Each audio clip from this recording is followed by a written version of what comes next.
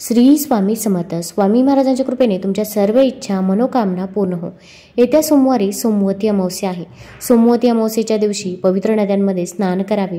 त्यानंतर आपल्या क्षमतेनुसार दानधर्म करावा. सोमवती अमावस्येला भगवान शिव आणि माता पार्वतीची पूजा केली जाते. या दिवशी काही सोपे उपाय करून तुम्ही तुमच्या आयुष्यामध्ये प्रगती करू शकता. हिंदू कॅलेंडरनुसार सोमवती अमावस्या 30 डिसेंबर रोजी पहाटे 4:01 सुरू होईल आणि ही तिथी 31 डिसेंबर रोजी पहाटे 3:56 समाप्त होईल. यावेळी 30 डिसेंबर रोजी सोमवती अमावस्या आपल्याला साजरी करायची आहे. आता या दिवशी जर आपण काही उपाय केले तर ते उपाय देखील खूप प्रभावी ठरतात. आता अमावस्येच्या दिवशी पितरांची सेवा केली जाते की ज्यामुळे आपला पितृदोष हा नाहीसा होत असतो. आपल्या घरामध्ये संतान प्राप्ती होत नसेल, विवाह हा वेळेवरती जुळून येत नसेल किंवा आपण कोणतंही काम हाती घ्या ते काम व्यवस्थितरित्या पार पडत नाही, त्या कामामध्ये खूप अडचणी अडथळे येतात आणि त्यानंतर ते काम कुठेतरी पार पडतं. अशा अनेक समस्या आपल्या घरामध्ये असतील, घरामध्ये आर्थिक टंचाई असेल, पैसा हा येत नसेल तर समजून जा की आपल्या घरामध्ये पितृदोष आहे. तर आता आपल्या घरामध्ये पितृदोष असो किंवा पितृदोष नसो तरी पण आपल्याला या दिवशी काही सेवा करायची आहे की ज्यामुळे आपल्या घरामध्ये सुख शांती समृद्धी येईल व घरामध्ये पैसा देखील स्थिर राहील. ज्या घरामध्ये त्यांच्या पितरांची सेवा केली जाते त्या घरामध्ये कधीच कसलीच कमतरता ही भासत नाही. आपण एखादं घर बघा, त्या घरातील मुलांची देखील प्रगती होत असते, त्यांच्याकडे पैसा हा नेहमी येत असतो, त्यांना कोणतीही अडचणी अडथळे नसतात. तर अशा घरामध्ये पितृदोष नसतो, तिथे पितरांची त्याचसोबत कुलदेवतेची देखील सेवा होत असते. तर आपल्या घरामधील पितृदोष नाहीसा होण्यासाठी, आपल्या घरामध्ये सुख शांती येण्यासाठी या दिवशी कोणते उपाय करावे, कोणत्या सेवा कराव्या हे जाणून घेण्यापूर्वी तुम्ही चॅनलवरती नवीन असाल तर चॅनल लाईक करा व सबस्क्राईब देखील करा. कमेंटमध्ये श्री स्वामी समर्थ किंवा ओम नमो भगवते वासुदेवाय लिहायला विसरू नका. सोमवती अमावस्येच्या दिवशी आपण सकाळी लवकरच उठायचं आहे. अगदी तुम्ही ब्रह्ममुहूर्तावरती उठलं तरी पण चालेल. ब्रह्ममुहूर्तावरती आपण जे काही पूजा करतो, सेवा करतो त्या सेवेचे आपल्याला अगणित फळ हे मिळत असते. आता या दिवशी सकाळी उठल्यानंतर आपल्याला पहिल्यांदा एक काम करायचं आहे. आपण एक तांब्या भरून पाणी घ्यायचं आहे आणि ते पाणी आपण आपल्या उंबरठ्याच्या कडेने शिंपडायचं आहे. अगदी उंबरठ्यावरती शिंपडलं तरी पण चालेल. घरामध्ये गंगाजल असेल तर पाण्यामध्ये 2 थेंब गंगाजल टाका आणि ते पाणी आपण उंबरठ्यावरती शिंपडा.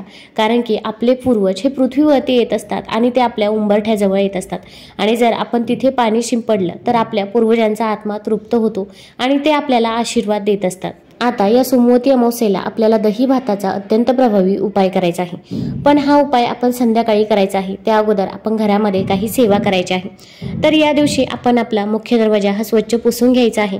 त्यावरती आपण स्वस्तिक काढायचं आहे. स्वस्तिक हे शुभतेचं आणि मांगल्याचं प्रतीक समजलं जातं. जिथे स्वस्तिक काढलं जातं तिथे नेहमी शुभ कामेही होत असतात.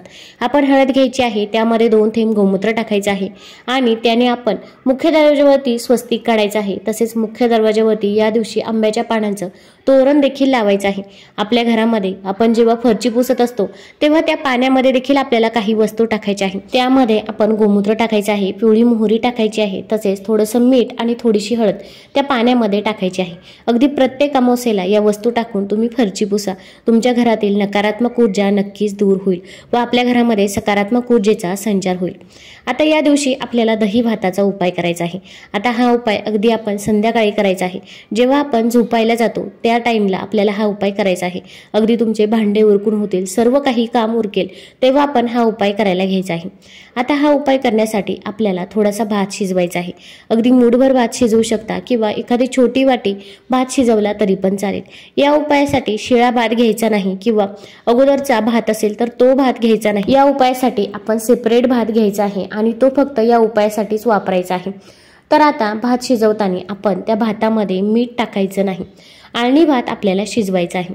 आता हा भात शिजवून झाल्यानंतर आपल्याला थोडासा थंड होऊन द्यायचा आहे आणि एखादी पत्रवाळी घ्यायची आहे किंवा एखादा कागद पुठ्ठा घेतला तरी पण चालेल. कारण की हा भात आपल्याला बाहेर ठेवायचा आहे. आपण प्लेटमध्ये भात ठेवला तर आपल्याला प्लेट परत आणता येणार नाही. त्यामुळे तुम्ही पत्रवाळी, द्रोण किंवा एखादा पुठ्ठा कागद घेऊ शकता. त्यावरती आपण हा भात काढायचा आहे. किंवा जर तुमच्याकडे केळीचं पान असेल तर केळीच्या पानावरती देखील तुम्ही हा भात काढू शकता. आता या भातावरती आपल्याला 2 चमचे दही हे ठेवायचे आहे. आता दही टाकत असताना आपण ओम पितृदेवताय नमः, ओम पितृदेवताय नमः या मंत्राचा जप करायचा आहे. तसेच त्या भातावरती आपण थोडेसे काळे तीळ अर्पण करावे. काळे तीळ हे आपल्या पूर्वजांना समर्पित असतात आणि त्या भातावरती थोडंसं हळदी कुंकू अर्पण करायचं आहे आता यानंतर हा भात आपल्या घरामध्ये दक्षिण दिशेला आपण ठेवायचा आहे। मग दक्षिण दिशेकडे आपण एखाद्या टेबलावरती एखाद्या चेअरवरती हा भात ठेवू शकता। थोडा वेळ तिथे ठेवायचा आहे आणि आपल्याला आपल्या पूर्वजांचे स्मरण करायचे आहे। आता आपल्याला आपल्या पूर्वजांची नावं आठवत असतील तर त्यांची नावं देखील तुम्ही घेऊ शकता किंवा तुम्ही ओम पितृदेवताय नमः ओम पितृदेवताय नमः या मंत्राचा 11 वेळा जप केला तरी पण चालेल। आता आपल्याला आपल्या पूर्वजांकडे माफी मागायची आहे। आपण म्हणायचं आहे की माझ्याकडून जर काही चुकले असेल, घरातील लहान्यांकडून मोठ्यांकडून जर तुमची कोणती सेवा झाली नसेल तर त्याबद्दल आम्हाला माफ करा, पण इथून पुढे माझ्याकडून जशी सेवा होईल तशी मी सेवा तुमची नक्की करेल असं आपण म्हणायचं आहे। पूर्वजांना आपण म्हणायचं आहे की तुमचा आशीर्वाद आमच्यावरती सदैव असू द्या। तसेच आपले जे काही अडचणी अडथळे आहेत त्याबद्दल आपण पूर्वजांना सांगावे। एखादी इच्छा मनोकामना असेल तर त्याबद्दल देखील तुम्ही पूर्वजांना सांगू शकता। त्यानंतर हा भात आपण उचलायचा आहे आणि आपण आपल्या आंघोळीच्या बाथरूममध्ये हा भात ठेवायचा आहे। आंघोळीचं बाथरूम हे अगोदरच कोरडं ठेवायचं आहे। हा भात ठेवल्यानंतर त्या बाथरूममध्ये कोणीही जाणार नाही याची काळजी आपल्याला घ्यायची आहे। अगदी बाथरूममध्ये जिथे पाणी जातं तिथे पूर्वजांचा वास असतो असे म्हणतात। मग तुम्ही तिथे भात ठेवू शकता किंवा खिडकीमध्ये जरी भात ठेवला तरी पण चालेल। आता हा भात ठेवल्यानंतर आपण बाथरूमचा दरवाजा बंद करायचा आहे। त्यानंतर त्या बाथरूममध्ये कोणीही जाणार नाही याची काळजी घ्यायची आहे। तसेच आपण जेव्हा हा उपाय करत असतो तेव्हा आपल्याला मध्ये कोणी रोखणार नाही, टोकणार नाही याची काळजी घ्यायची आहे। भरपूर वेळा लहान मुले असतात आणि ती सारखी विचारतात, आई तू काय करते? त्यापेक्षा तुम्ही त्यांना अगोदरच सांगून ठेवावे। आता हा उपाय कोण करू शकतं तर घरातील कोणत्याही व्यक्तीने हा उपाय केला तरी पण चालेल। मासिक धर्म असेल किंवा सूतक असेल तर या काळामध्ये आपल्याला हा उपाय करता येणार नाही। शक्यतो घरामधील जी पण वडीलधारी व्यक्ती असेल, मग आजी असतील किंवा आजोबा असतील तर त्यांनी हा उपाय केला तर त्याचा जास्त रिझल्ट तुम्हाला बघायला मिळेल। आता हा भात आपण बाथरूममध्ये ठेवल्यानंतर आपण रात्री झोपी जायचं आहे। दुसऱ्या दिवशी सकाळी उठल्यानंतर पहिल्यांदा आपण अंघोळीच्या बाथरूममध्ये जायचं आहे। तो भात उचलायचा आहे आणि आपण घराच्या बाहेर जायचं आहे। मुख्य दरवाजाच्या बाहेर जावं, शक्यतो तरी तुम्ही दक्षिण दिशेकडे जायचं आहे। दक्षिण दिशेकडे आपण हा भात ठेवायचा आहे। मग एखाद्या रिकाम्या ठिकाणी आपण हा भात ठेवू शकता, जेणेकरून एखादा कुत्रा किंवा मांजर, कावळा हा भात खाऊन जाईल अशा पद्धतीने आपण हा भात ठेवायचा आहे। आता हा भात ठेवल्यानंतर आपण मागे वळून बघायचं नाही। तसेच आपण जेव्हा भात ठेवायला जातो तेव्हा देखील आपण कुणासोबतही बोलायचं नाही आणि भात ठेवून येतो तेव्हा देखील कुणासोबतही बोलू नये। त्यामुळे शक्यतो तुम्ही सकाळी लवकरच हा भात ठेवायला जावे, जेणेकरून आपल्याला कोणतीही व्यक्ती मध्ये रोखणार नाही, टोकणार नाही। प्रत्येक व्यक्ती पूर्वजांसाठी हा उपाय ही सेवा करत असते, कारण की यामुळे आपल्या पूर्वजांच्या आत्म्याला शांती मिळते, त्यांना मोक्ष प्राप्त होत असतो। आता भात ठेवून आल्यानंतर आपण डायरेक्ट घरी यायचं आहे। घरी आल्यानंतर आपण दरवाजाच्या बाहेर पाणी ठेवू शकता, तिथेच आपण हातपाय तोंड धुवू शकता आणि बाहेर पाणी ठेवणे शक्य नसेल तर आपण डायरेक्ट आंघोळीच्या बाथरूममध्ये यायचं आहे, आंघोळ करायची आहे आणि त्यानंतर तुमची जी काही कामे आहे ती कामे तुम्ही करू शकता। अगदी या सोमवती अमावस्येला जर तुम्हाला हा उपाय करणे शक्य झाले नाही तर पुढील अमावस्येला देखील तुम्ही हा उपाय करू शकता, पण सोमवती अमावस्येला खूप महत्त्व आहे, त्यामुळे सोमवती अमावस्येच्याच दिवशी हा उपाय करण्याचा प्रयत्न करावा। सोमवती अमावस्या पितरांच्या शांतीसाठी खूप शुभ मानली जाते। या दिवशी आपण एक तांब्याचा तांब्या घ्यायचा आहे, त्यामध्ये शुद्ध जल टाकायचं आहे।